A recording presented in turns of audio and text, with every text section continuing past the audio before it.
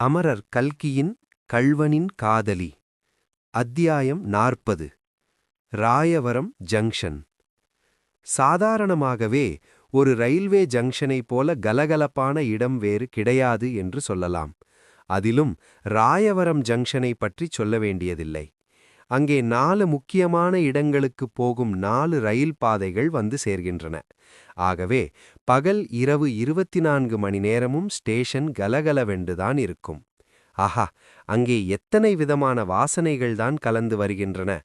தாழம்பூ, ரோஜாப்பூ, வெட்டிவேர், மருக்கொழுந்து வாசனை, மசால் வடை, காராபூந்தி வாசனை, சாம்பார் சாதம், தயிர் சாதம் வாசனை, ரொட்டி, பன், பிஸ்கோத்து வாசனை, புகையிலை வாசனை, சுருட்டுப் புகை வாசனை, அழுகிய ஆரஞ்சு தோல், வாழைப்பழத்தோல் வாசனை, மனுஷர்கள் மேலிருந்து வரும் சென்ட்டு, ஜவ்வாது, வேப்பெண்ணெய் வாசனை, கங்கையிலே முழுகிய பின் ராமேஸ்வரத்தில்தான் குளிப்பது என்ற திட சங்கல்பத்துடன் வரும் வடக்கத்தியர்களுடைய அழுக்கடைந்த துணிகளிலிருந்து வரும் வாசனை. அம்மம்மா, அந்த வாசனைகளையெல்லாம் தனித்தனியாக பிரித்து எடுத்து எண்ணினால் குறைந்தது 30,000 வாசனை இராதா? அப்புறம் எத்தனை தினுசான மனிதர்களை நாம் அங்கே பார்க்கிறோம்!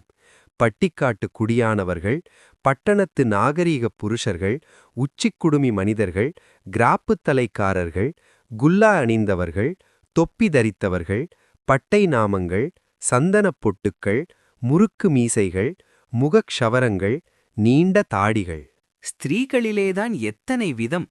கொரநாட்டு புடவை தரித்தவர்கள், புடுச்சேரி சில்க் அணிந்தவர்கள், நெற்றி நிறையும்படி குங்குமப் பொட்டியிட்டவர்கள், கண்ணுக்குத் தெரியாதபடி சிறு சாந்து பொட்டு வைத்தவர்கள், தலை பின்னி தொங்கவிட்டவர்கள், பின்னலை எடுத்துக் கட்டியவர்கள், பின்னாமல் கொண்டை போட்டுக் கொண்டவர்கள், வைரக் கம்மல்கள், தொங்குகிற டோலக்குகள்.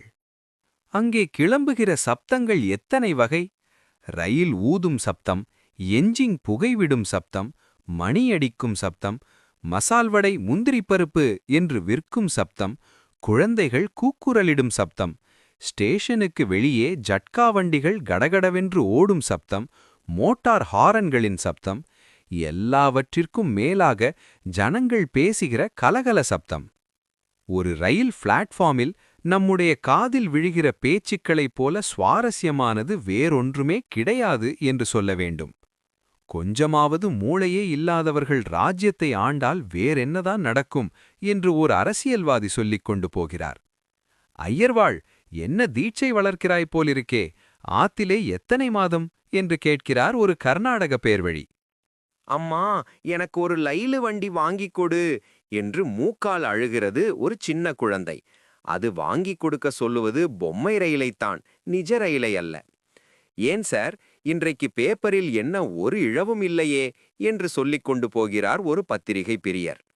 அடே ராமு, பரீட்சையில் கோட் அடிச்சிட்டியாமே, இப்படி கொடு கையை என்று ஒரு வாலிபன் இன்னொரு வாலிபனுடைய கையை பிடித்து குலுக்குகிறான். ராயவரம் ஜங்ஷன் இப்படி கலகலப்பாக இருந்து கொண்டிருந்தது. சென்னைக்கு போகும் ராமேஸ்வரம் எக்ஸ்பிரஸ் வண்டி வருகிற நேரம் நெருங்கிவிட்டபடியால் ஜனங்கள் பெட்டி படுகைகளுடனும் மூட்டை முடிச்சுகளுடனும் குழந்தை குட்டிகளுடனும் கூட்டம் கூட்டமாக வந்து பிளாட்பாரத்தில் சேர்ந்து கொண்டிருந்தார்கள்.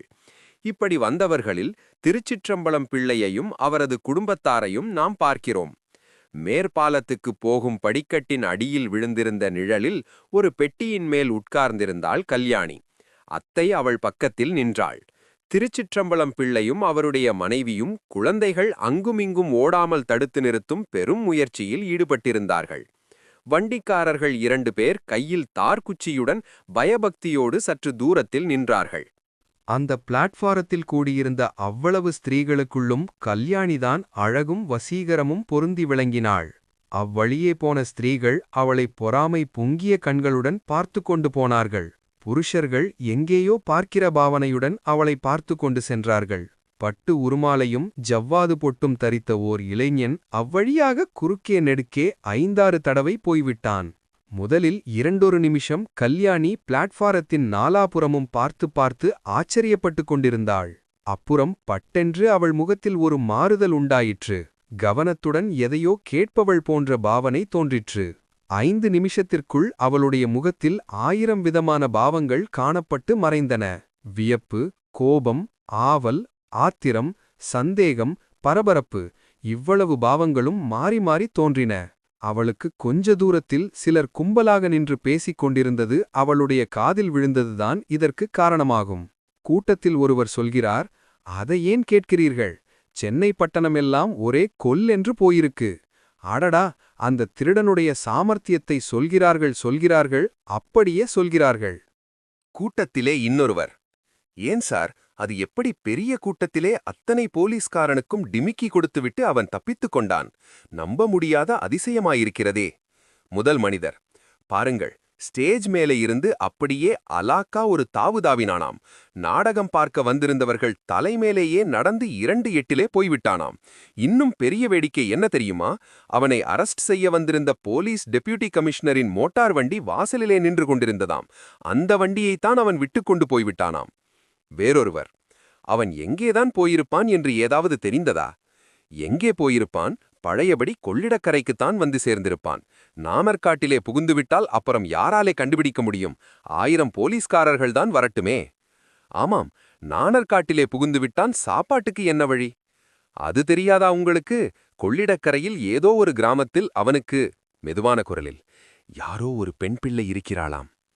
இதற்கு என்ன சார் இவ்வளவு ரகசியம்? முத்தையன் போகிற ஊரெல்லாம் தான் அவனுக்கு ஒரு பெண்டாட்டி இருக்கிறாள் என்று சொல்கிறார்களே. சீச்சி, ஏன் இப்படி கண்ணா பின்னாவென்று பேசுகிறீர்கள்? நம்முடைய வழக்கமே இப்படித்தான். 1 என்பதை 10 என்கிறது. உங்களுக்கெல்லாம் என்ன தெரியும்? பட்டணத்திலே பெண் பிள்ளைகளெல்லாம் ஒரே அடியாக அவனுடைய மோகத்திலே முழுகிக் கிடந்தார்களாம். அதென்னமோ அவனிடத்திலே ஒரு வசீகரண சக்தி இருப்பதாகச் சொல்கிறார்கள். நாடக மேடையில் அவன் முகத்தை திறந்து காட்டினானோ இல்லையோ, எத்தனையோ பெண் பிள்ளைகள் மூர்ச்சை போட்டு விழுந்து விடுவார்களாம். பாருங்கள், கடைசி நாள் நாடகத்தென்று கூட அப்படி ஒருத்தி மூர்ச்சை போட்டு விழுந்து விட்டாளாம். அதென்னமோ சுவாமி, இந்த பக்கமெல்லாம் அவனுக்கு அது விஷயத்தில் ரொம்ப நல்ல பெயர். என்னதான் கொள்ளைக்காரனாயிருந்தாலும் இதுவரையில் ஒரு ஸ்திரீக்காவது அவன் கெடுதல் செய்ததில்லை என்று சொல்கிறார்கள். ஒரு நாளைக்கு அவன் அகப்படப் போகிறான். அப்போது எல்லா பொய் நிஜமும் தெரிந்து போகிறது. கல்யாணி இவ்வளவுதான் கேட்டாள். உடனே ஒரு தீர்மானத்துக்கு வந்தாள். திருச்சிற்றம்பலம் பிள்ளையை கூப்பிட்டு, அப்பா, எனக்கு உடம்பு ஒரு மாதிரியா இருக்கிறது. நான் திருப்பதிக்கு வரவில்லை. நீங்கள் போய் வாருங்கள்.